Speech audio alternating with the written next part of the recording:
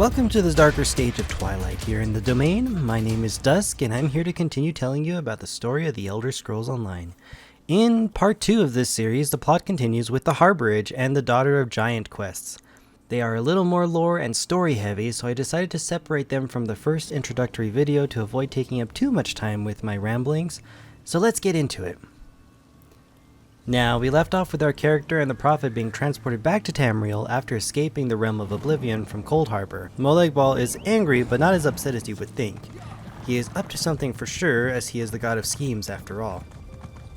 Once you've gotten yourself oriented back in Tamriel, the Prophet contacts you magically by appearing before you as some sort of ghost-like figure. When you begin to talk to this vision, he invites you to find him near a settlement or city somewhere else. The search for his safe cave begins. Now, the right location for that cave is dependent on which faction you chose for your character at the very beginning of the game. Again, that is Vulkulgard for the Dominion, Daggerfall for the Covenant, and Davin's Watch for the Pact. After you find the secret cave, you're invited to enter and speak to the Prophet in person. He starts off by saying that he needs to explain events of the past in order to better give you the context to all the crazy stuff going on for your character. I mean, their soul has been ripped from their bodies, they died, it's just been quite a week for them. It's a lot to take in, and it's an excellent opportunity to add more lore and kind of better explain things for the game.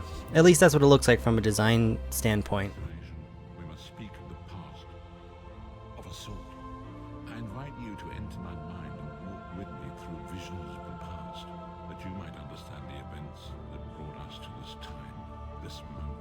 And it is quite a lot to say with words, so the Prophet decides to let you enter his mind through some sort of magical means and see with your own eyes all the things that he would like to explain.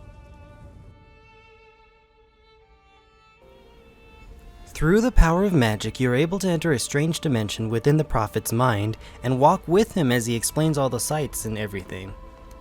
The first area has a large scroll floating in the center, above some sort of brazier.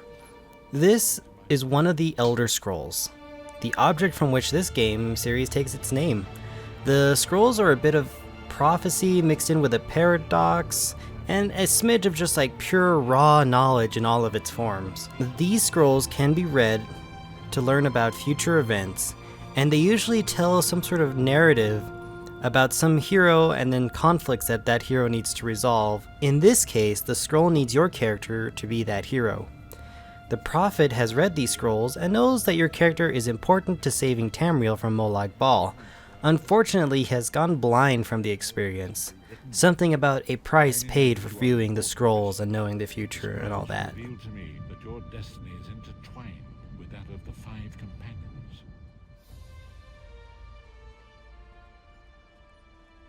So you are the hero, and what's next? Well, the Prophet takes you to a side area and you are introduced to the companions. They were the heroes who helped Varen take the Ruby Throne and become Emperor. The first is Liris, followed by Abner Tharn, then Sai Sahan, and finally Varen Acalarius. Each had their role in protecting Varen as he took the throne, and you are also introduced to Manimarco, the necromancer who acted as an advisor before betraying them all.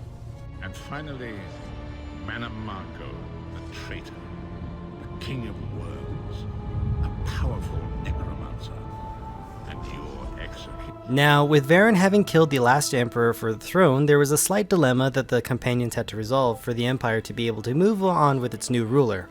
The emperors of Cyrodiil were supposed to be dragonborn and be able to wear the Amulet of Kings, an artifact representing a pact among the Daedric princes and what protects Tamriel from the influence or attack from the realm of oblivion. At least that is what Manimarco explained to Varen, who was convinced that he would forever be thought of as a pretender, a false emperor. Even though he had the support of the people and his rise to power was met with no major objections. Claim to the Ruby Throne and rule as the one true emperor by divine right. Varen conquered Cyrodiil and took the throne, but unless he became dragonborn, he feared he'd always be thought of as a pretender. The companions went on a quest to find the Amulet of Kings and perform a ritual that would make Varen a true dragonborn. With Manimarco's guidance, they went on an epic quest and returned with the artifact.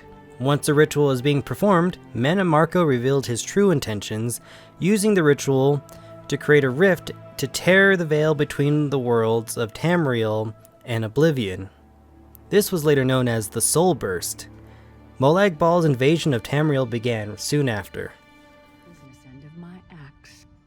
My lord, I wonder if you'd muzzle your half-giant pet. She really is annoying. Enough, both of you. We are here to ensure my lord's rightful claim to the Ruby Throne. Abner, begin the ritual.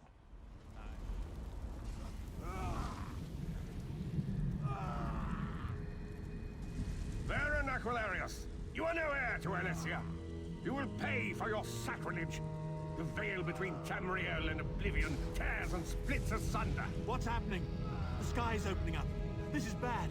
This is very bad. Mannimarco holds all the power over the Empire while the other companions were persecuted and imprisoned. Abner Tharn was quick to adapt, however, allowing him to remain in the capital while his daughter rules as Emperor Regent. Liris was captured and sent to Cold Harbor, while Sai Sahan managed to barely escape with the amulet. Varen, however, disappeared completely. The Dark Anchors now allow Daedra to pour into Tamriel, and a hero is needed to set things right. The Prophet is extremely tired from this whole process of having to walk around in his head, and he asks for you to go out and explore the world and do things for a bit while he recovers. And so it begins. The remainder of the story has yet to be written. It is your story now. Eventually, he does call you back, and he's got a plan. In Quest 3, The Daughter of Giants, the Prophet needs your character to save Liris from her prison in Cold Harbor. It's the first step in continuing the story forward rather than looking back. Returning to the Harborage, the cave, where the Prophet likes to reside, he explains that Liris has been moved to a new location, which he knows only because he shares some sort of mind link with Molag Bal. This is a side effect of being tortured by the Daedric Prince for so long in Cold Harbor. It's a link that works both ways, however, so the characters have to be careful when they use this ability. The Prophet will try to distract Molag Bal while you rescue Liris in the Foundry, where she is being forced to create weapons for the armies of the Daedra. Invaded my mind many times during my imprisonment. It was a torturous experience, but by The quest is pretty straightforward. You find Liris in a bit of a daze. They have done something to her to fragment her mind, and she cannot leave until you help her put herself together again. You're alive. Are you really here, or is this another trick? The next challenges are to help Liris deal with her past and her regrets that tie her to Cold Harbor. The first is her regret for her father's death. She always thought that he blamed her for her mother's death, who died during childbirth because of her bloodline. Being part giant, it was too much for her mother to handle. Feeling like her father never loved her, she ran away from home. This, however, was not true at all. But Liris would never know the truth until you make peace with the father's spirit here in Cold Harbor. I never saw my father again. He was murdered by an old enemy. Father? Die like the monster you are.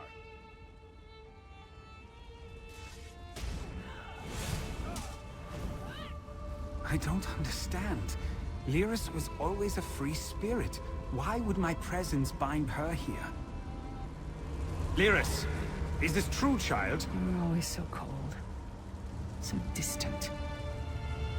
My mother died giving me life. It was my fault. I should never have been born.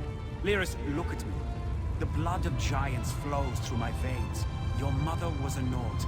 I gave her my seed without thought for her safety. That's why she died. Not because of you, child. Because of me. I thought you blamed me. You couldn't even look at me, Papa. Do you not see? When I looked at you, I saw her face. I loved her, child. Just as I love you. More than life itself. We cannot change the past, nor should we cling to it. You must not let these feelings haunt you. Let them go. The second challenge has you help Liris overcome her isolation. All her life, she has felt like an outcast or outsider and never really fit in. She had to develop a thick skin to cope, and this is represented by her armor. you have to collect the pieces, which help her feel like herself more. The third challenge is to help Liris overcome her anger. Abner Tharn makes an appearance to help, but she is skeptical. Feeling strong hatred for him for allying with Manamorco in order to save I'm himself, trying to help you. Your hatred poisons you. Warriors are like steel. When you lose your temper, you lose your worth. Help me. You betrayed us all, then went back to licking Manamorco's boot before the smoke cleared. I did what I had to do. And as a show of my good intentions, I have a gift for you. But be warned, Cold Harbor will not give it up easily. Is that... you end up defeating a creature to win Liris' battle axe back, and she almost feels like herself again after you do this. She also realizes that controlling her anger is important to being the great warrior that she is. You also come across a chamber that shows Sai Sahan as being captured, and that the Amulet of Kings has been hidden by him somewhere. You also learn that Sai is a very dear friend of Liris. The last challenge has you defeating a boss that represents Liris' fear. To defeat it grants her her courage back so that you can escape and return to the Harborage. It's not the most difficult fight, but certainly more exciting than the rest of the Foundry in Cold Harbor. With Liris back to herself, a portal opens and the Prophet pulls you back to Tamriel. She tells the Prophet that Sai is in danger, which he agrees should be the next step. He is also concerned that it was a little too easy to get Liris out from the clutches of Molag Bal, and suspects that the Daedric Prince might be scheming something terrible also. But there's no way to know for sure. Perhaps it was simply arrogance. Perhaps it was all part of his grand scheme. Who can know the logic of a Daedric Prince? I will call upon you again when the time is right. Farewell, Vistage.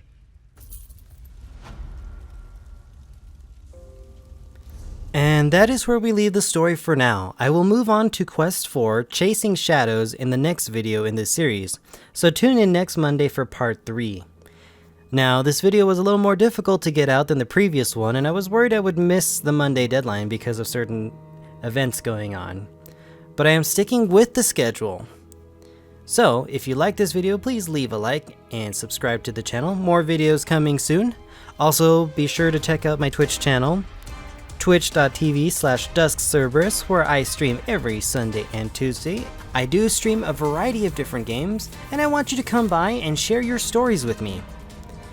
Thank you all for watching this video, and I hope it inspired you in some way.